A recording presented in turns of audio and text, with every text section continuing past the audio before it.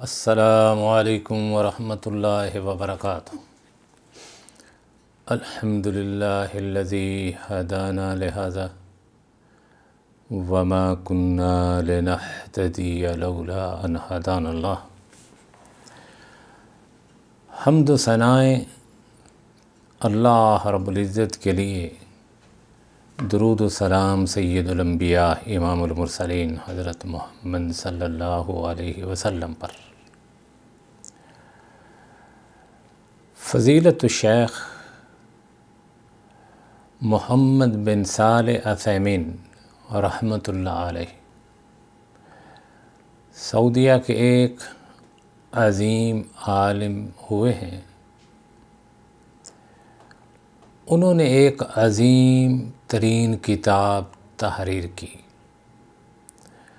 جس کا عنوان ہے فتاوی ارکان الاسلام۔ اس کتاب کی ترتیب اس طرح ہے کہ تمام سوال و جواب ہیں، لوگوں نے سوال کیے، شیخ نے ان کے جواب دیے،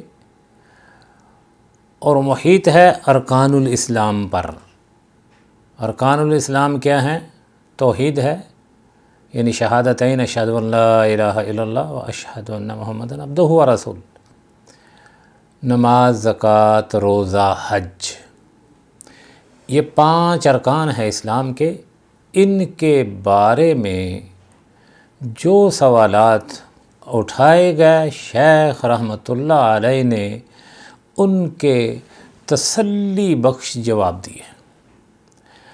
تو ہمیں یہ کتاب بہت ہی اچھی لگی اور عامۃ الناس کے لیے مفید لگی۔ اس کو پیش نظر رکھتے ہوئے ہم نے اس کتاب کی ریکارڈنگ کا پروگرام بنایا۔ سب سے پہلا جو سوال کیا گیا وہ یہ ہے کہ توحید کی تعریف کیا ہے اور اس کی کتنی قسمیں ہیں۔ شیخ جواب دیتے ہوئے فرماتے ہیں کہ لغت یعنی زبان کے اعتبار سے توحید باب واحد یوحد کا مصدر ہے، جس کے معنی کسی چیز کو ایک قرار دینے کے ہیں۔ توحید سے مراد کسی چیز کو ایک سمجھنا، ایک قرار دینا۔ اور توحید نفی و اثبات ہی کی صورت میں وجود میں آ سکتی ہے، یعنی ذات واحد کے ماسوا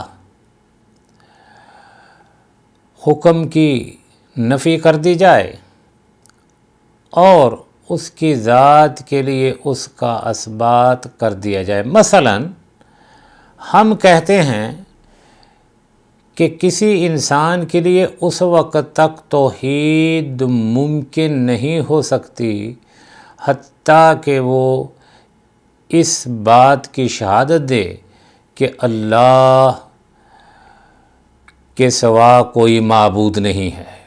اس بات کی شہادت دے کہ اللہ کے سوا کوئی معبود نہیں، تو اسی طرح اس نے اللہ رب العزت کی ذات پاک کے سوا ہر چیز کی الوہیت کی نفی کر دی اور صرف اللہ تعالی کی ذات گرامی سے اس کا اثبات کر دیا، کیونکہ محض نفی تو تعطیل محض ہے اور اثبات محض اس امر سے مانے نہیں کہ غیر بھی اس حکم میں شریک ہو۔ مثلا اگر آپ یہ کہیں کہ فلاں شخص کھڑا ہے تو آپ نے اس کے لیے یہ تو ثابت کر دیا کہ وہ کھڑا ہے، قائم ہے، لیکن آپ نے یہ ثابت نہیں کیا کہ صرف وہی شخص کھڑا ہے، کیونکہ یہ ممکن ہے کہ کھڑا ہونے میں اس کے ساتھ کوئی اور بھی کھڑا ہو، کوئی اور بھی شریک ہو۔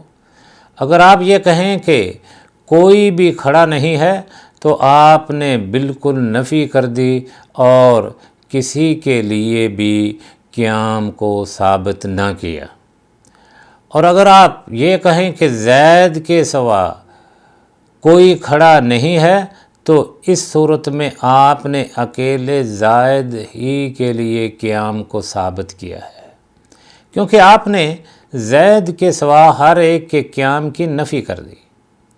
پس امر واقع کے اعتبار سے توحید کی یہی حقیقت ہے، یعنی توحید اس وقت تک توحید ہی نہیں ہو سکتی جب تک وہ نفی اور اثبات پر مشتمل نہ ہو۔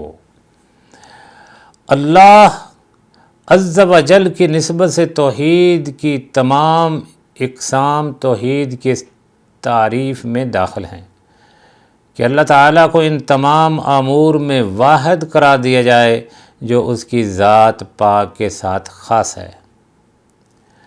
علماء نے اللہ ان پر رحم فرمائے، اہل علم نے ذکر کیا ہے کہ توحید کی 3 اقسام ہیں۔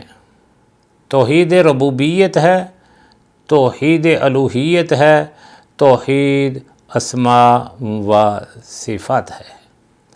مطالعے سے اور تحقیق سے، قرآن کی آیات پر تدبر و تفکر کرنے سے اور اللہ کے نبی صلی اللہ علیہ وسلم کی احادیث کا مطالعہ کرنے سے یہ بات ثابت ہوتی ہے کہ توحید ان 3 قسموں پر ہی محیط ہے، اور اس لیے ان کو توحید کی 3 قسمیں کہتے ہیں۔ سب سے پہلی قسم ہے توحید ربوبیت، اللہ رب العزت کو اپنا رب تسلیم کرنا، اپنا پالنے والا، اپنا خالق تسلیم کرنا۔ خلق، پیدائش، ملک، بادشاہت اور تدبر میں واحد قرار دینا، یہ صرف اللہ رب العزت کی ہی خصوصیات ہیں۔ یعنی توحید ربوبیت یعنی اللہ سبحانہ و تعالیٰ کو خلق، پیدائش، ملک، بادشاہت اور تدبر میں واحد قرار دینا۔ اس کی تفصیل اس طرح ہے۔ خلق کے ساتھ اللہ تعالیٰ کو واحد قرار دینے کے معنی یہ ہیں کہ صرف اور صرف اللہ تعالیٰ خالق ہے، اس کے سوا کوئی خالق نہیں۔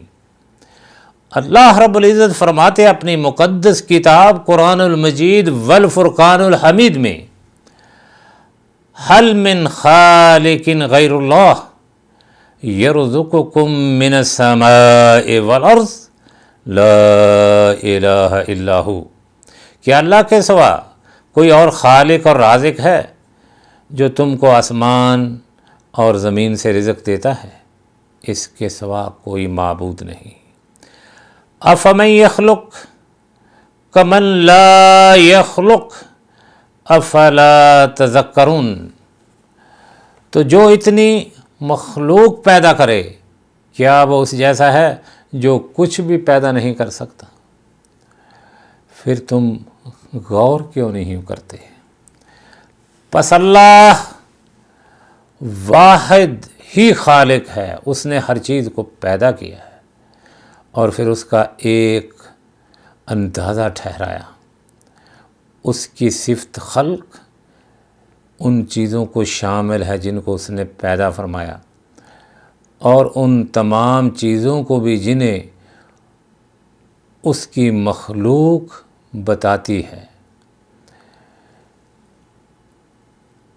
لہذا تقدیر کے ساتھ ایمان صرف اس صورت میں مکمل ہو سکتا ہے کہ آپ اس بات پر بھی ایمان لائیں کہ اپنے بندوں کے افعال کا خالق بھی اللہ تعالی ہے، جیسے کہ اللہ رب العزت نے فرمایا واللہ خلقکم وما تعملون، تم کو اور جو اعمال کرتے ہو ان کو اللہ تعالیٰ نے پیدا کیا ہے۔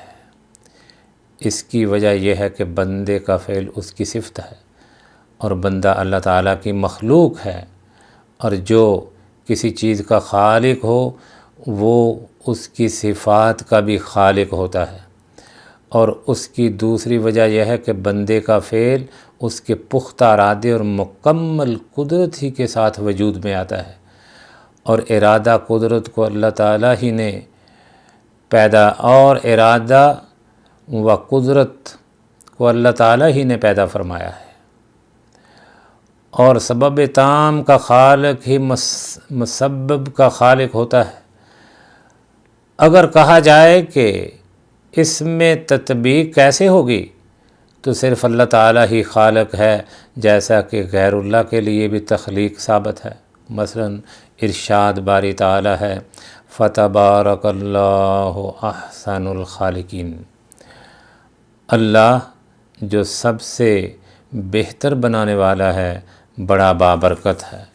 اور نبی اکرم صلی اللہ علیہ وسلم نے مصوروں یعنی تصویر کھینچنے والوں کے بارے میں فرمایا یقال لہم احیوا ما خلقتم، ان سے کہا جائے گا مصوروں سے کہ تم نے پیدا کیا اس میں جان ڈالو، ان سے کہا جائے گا کہ جو تم نے پیدا کیا تصویر کھینچی اس میں جان ڈالو۔ اس کا جواب یہ ہے کہ غیر اللہ کا پیدا کرنا اللہ تعالیٰ کے پیدا کرنے کی طرح نہیں ہے، کیونکہ غیر اللہ کے لیے کسی چیز کو عدم سے وجود میں لانا یا کسی مردہ کو زندہ کرنا ممکن نہیں ہوتا۔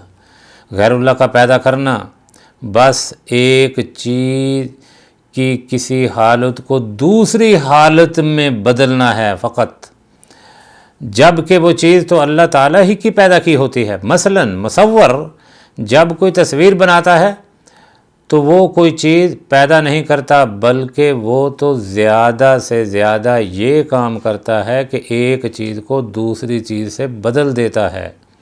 مثلا وہ مٹی کو پرندے یا اونٹ کی صورت میں بدل دیتا ہے۔ تو اس لیے ملک بھی اللہ تعالیٰ وحدہ لا شریک کی ملکیت ہے، وہ اکیلا ہی ہے ساری کائنات کا مالک، اور دنیا اس کی ملکیت ہے۔ اللہ رب العزت فرماتے ہیں تبارک الذی بیدہ الملک وہو علی کل شیء قدیر۔ توحید کی اس قسم کو توحید ربوبیت کہتے ہیں۔ اللہ تعالیٰ نے اس بارے میں بے شمار دلیلیں فرمائیں، اور یہ وہ قسم ہے کہ جس پر کافر اور مشرکین مکہ بھی ایمان لاتے تھے۔ اس کو توحید ربوبیت کہتے ہیں، اپنے رب کو رب تسلیم کرنا۔ اللہ رب العزت ہمارے عقیدوں کو توحید کی روشنی سے منور فرمائے۔ وصلی اللہ علی النبی۔